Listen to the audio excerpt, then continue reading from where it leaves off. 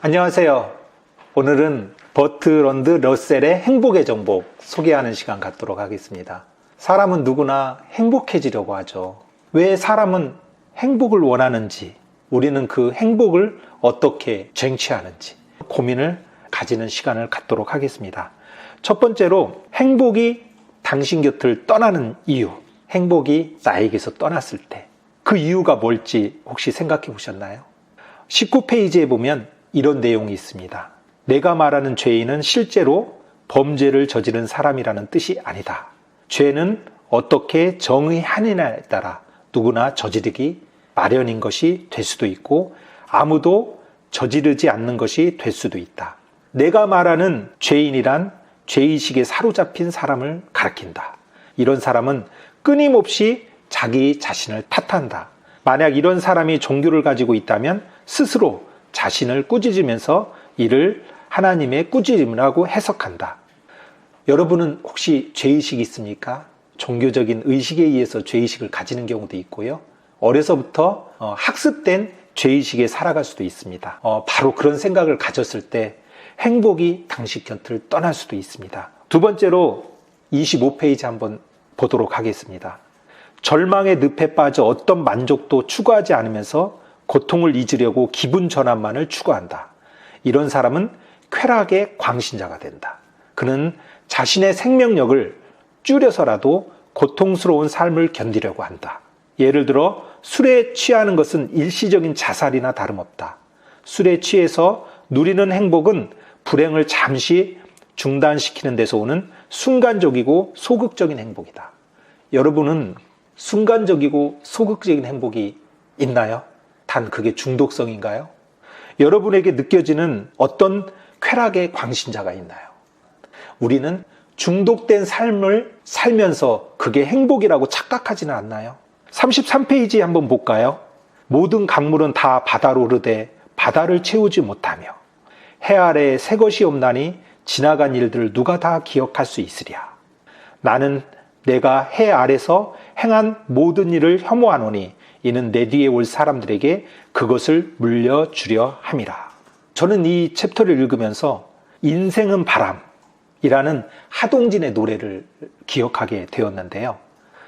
사람에게는 모든 인생을 다 살아간 다음에 헛되고 헛되도다 라고 하면서 인생을 되돌아보며 슬퍼할 때가 있습니다.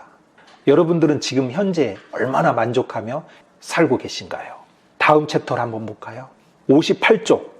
요즘 부유한 사람들의 생활 양식은 대체로 이와는 전혀 다른 것 같다. 그들은 책을 읽지 않는다. 이름을 알릴 목적으로 화랑을 세우려고 할 때도 그림을 고르는 일은 전문가에게 맡긴다.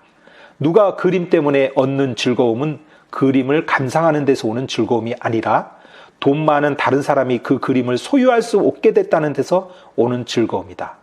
이번에는 음악을 보자. 미국인 부자 중에서도 유대인계 미국인은 조금 나을지도 모르겠다.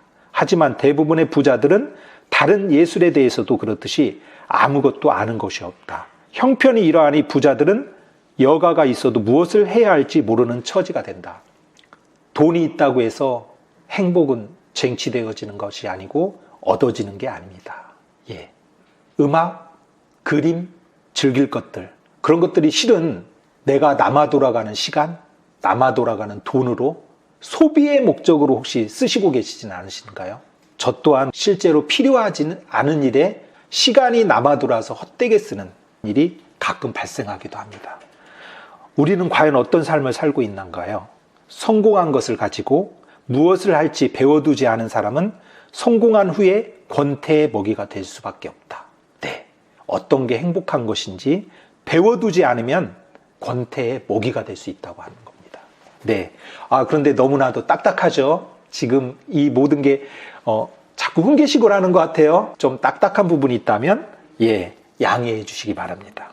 사람은 어린 시절부터 단조로운 삶을 견디는 능력을 길러야 된다. 아이들에게 영화 구경이나 맛있는 음식 같은 수동적인 오락거리를 너무 많이 제공하고 있다. 영화 구경처럼 재미는 있지만 육체적인 활동이 전혀 수반되지 않는 오락거리를 어린아이들에게 자주 제공해서는 안 된다. 육체를 전혀 사용하지 않으면서 자극만 받아들이는 것은 인간의 타고난 본성에 어긋나는 것이다. 어떤 성과를 얻기 위해 반드시 견뎌야 하는 지루함조차 참지 못하는 어른이 될 수도 있다. 섬찟하죠? 네. 우리는 성인이 되어서도 마찬가지인 것 같습니다. 단조롭고 무료한 삶을 싫어합니다. 그 무료한 시간을 싫어하기 때문에 우리는 감정적인 소모를 위한 친구를 만든다든가 이성을 갈구하는 경우도 많습니다. 어떻게 보면 아무것도 아닌 평범한 일상이 가장 행복한 삶이 아닐까요? 무료함이 어떻게 보면 가장 아무 일도 안 생기는 그 시간이 나에게 가장 위로와 평안을 주는 그러한 인생이 아닐까요? 또 돈이 많아서 마음대로 생활 방식을 선택할 수 있는 사람들의 경우를 보자. 역설적으로 들릴지도 모르지만 이들이 겪는 권태 가운데는 권태를 두려워하는 데서 비롯된 특이한 권태가 있다. 행복한 인생이란 대부분 조용한 인생이다. 진정한 기쁨은 조용한 분위기 속에 깃들기 때문이다. 공감 가시나요? 저는 많이 공감이 갔습니다. 나이가 먹어갈수록 무료함에 또한 그 권태에 익숙하지 않을 때가 있습니다. 지나치게 자극적이고 역동적인 걸 추구하다 보면 중독된 삶을 살 수도 있다라는 생각이 들 때 섬찟하기도 하죠. 네, 한 가지 더 볼까요? 다른 사람을 열린 마음으로 대하는 관대한 태도를 가진 사람은 다른 사람들을 행복하게 하고 자신도 남들에게서 호감을 얻기 때문에 무한한 행복을 누린다. 정신적인 통합이란 의식, 잠재의식, 무의식 등 인간 의식의 다양한 충돌이 갈등하지 않고 조화를 이루어 끊임없이 활동하는 상태를 가리킨다. 이해되셨나요? 참 행복이라는 건 이렇게 멀고도 험하네요. 그러나 우리는 이 세상에 태어난 건 행복하기 위해서, 기뻐하기 위해서 태어난 거 아닙니까? 내가 고통받기 위해서 사는 사람은 없지 않습니까? 저 또한 그렇습니다. 하루하루가 행복한, 지금이 행복한 바로 그런 삶을 사는 거. 바로 그리고 어떻게 하면 그런 방법이 있을까? 추구하는 거. 취미에 몰두하는 것은 사소한 신념에 열중하는 것과 그리 많이 다르지 않다. 나는 강을 수집한다. 나는 볼가 강이나 양자강을 오르내리다 노라면 즐거워진다. 그리고 아직 아마존 강이나 오리노코 강에 가보지 못한 것이 유감이다. 이런 감정 상태가 단순한 것이라고 해도 나는 전혀 부끄럽지 않다. 야구팬의 열광적인 기쁨을 생각해보라. 작가가 나는 강을 수집한다고 합니다. 손에 쥘 수 없는 건데도 강을 수집하는 그 마음. 세상에 하나하나를 마음속으로 내 것으로 만드는 그 기쁨? 저도 강을 수집할까요? 산을 수집할까요? 참 꿈에 내 마음대로 수집할 수 있다는 게 가슴이 뛰고 벅차오르는 것 같습니다. 여러분도 엄청나게 큰 것을 수집하시기 바랍니다. 나라를 수집하고 싶으세요? 나라를 수집하면 됩니다. 누가 뭐라고 합니까? 여러분의 꿈을 응원합니다. 근본적인 행복은 무엇보다 인간과 사물에 대한 따뜻한 관심에서 비롯된다. 행복을 가져오는 사랑은 다른 사람들을 관찰하기를 좋아하고 개인들의 특성 속에서 기쁨을 느끼는 사랑이며 만나는 사람들을 지배하려고 하거나 열광적인 찬사를 받아내려고 하는 대신 그들의 관심과 기쁨의 폭을 넓혀주려고 하는 사랑이다. 이런 태도로 다른 사람들을 대하는 사람은 사람들에게 행복을 가져다는 원천이 될 것이며 그 대가로 친절을 되돌려 받을 것이다. 여기가 최고의 베스트, 저의 마음속에 새기는 글입니다. 사랑은 받는 것보다 주는 거라는 노래 가사도 있지 않습니까? 사람을 만나는데 기쁨을 가지는 것. 물론 기쁘지 않은 상대도 있죠.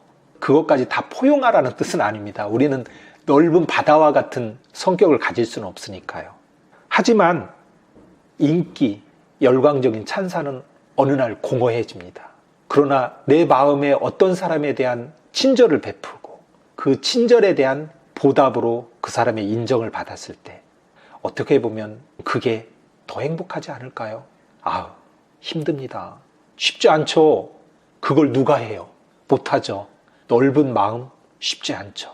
그러나 조그맣게 조금씩 한번 실천에 옮기는 것도 좋지 않을까. 가까이 있는 사람에게 잘해주는 거, 그거야말로 행복의 원천이라고 봅니다. 음식에 관한 거 또 나왔네요.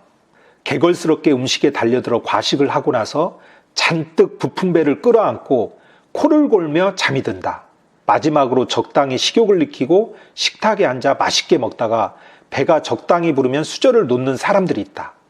인생이라는 잔치상에 둘러앉은 사람들 역시 인생이 내놓는 유익한 것들에 대해 비슷한 태도를 보인다. 행복한 사람은 적당한 식욕을 느끼고 적당한 양의 음식을 맛있게 먹는 사람과 비슷하다. 제가 제일 좋아하는 거, 치킨 한 마리에, 네, 배 터지게 먹고, 그렇게 먹고 와서 집에 와서 라면 2개는 끓여 먹어야죠. 최고죠? 아침에 일어나면 죽습니다. 예, 행복한 절제, 적당한 양의 음식, 평생 다이어트라는 말도 있죠. 개걸스럽게 먹는 거, 내 마음대로 식욕을 땡기는 대로 먹는 거 안 좋죠. 할 일이 없는 부자들 중에는 단조롭고 고된 일에서 벗어난 대신에 말할 수 없는 권태에 시달리는 사람들이 많다. 이들은 가끔씩 아프리카에 가서 커다란 짐승을 사냥하거나 비행기로 세계 일주를 하면서 마음의 위안을 얻는다. 하지만 그렇게 신나는 일들이 끝없이 많지도 않을 데다가 젊음이 시든 후에는 더욱 사정이 딱해진다. 따라서 부자들 중에서도 영리한 사람들은 가난한 사람들처럼 열심히 일한다. 그러므로 권태 예방적으로 가장 적절하고 바람직한 것은 일이다. 재미는 없지만 꼭 필요한 일을 하는 동안에 느끼는 권태는 하는 일 없이 허송세월을 하는 사람이 느끼는 권태에 비하면 아무것도 아니다. 일은 이것 말고도 다른 장점도 가지고 있는데 그것은 바로 일이 있기 때문에 다가오는 휴일이 훨씬 더 달콤해진다는 것이다. 부자들, 세계 일주. 돈이 있으니까 내 맘대로 쓰는데 물론 그것을 위해서 또 사는 경우도 있죠. 행복하죠. 그런데 진정한 행복, 진정한 돈 있는 사람들의 가치, 그들이 어떻게 생활하는지 보면 알 수 있겠죠. 물론 워커홀릭, 모든 것들을 다 거기에 올인해서 사는 삶 별로 저는 추구하지도 않을 뿐더러 그렇게 살 자신도 없습니다. 소소한 행복, 열심히 일하기 때문에 금요일이 즐겁고요. 토요일, 일요일, 쉬는 날이 정말 좋습니다. 쉬는 날, 일이 없는 머릿속이 맑은 상태에서 공원을 거닐기도 하고요. 또 맛있는 맛집 가서 가족들과 함께, 가까운 지인들과 함께 맛있는 음식을 먹는 거 최고죠. 그게 바로 진정한 행복이 아닌가 생각이 듭니다. 오늘은 러셀의 행복의 정보, 첫 번째 책을 말씀드렸는데 부족하고 또 아직까지는 익숙하지 않은 초보 유튜버지만 여러분들에게 같이 나누는 그 즐거움, 좋은 책을 서로 같이 즐기는 기쁜 마음, 이런 것들을 많이 서로 공유할 수 있도록 노력하겠습니다. 공감하면 좋아요, 댓글, 구독 필수죠? 네, 긴 영상 봐주셔서 감사합니다. 사랑합니다, 여러분.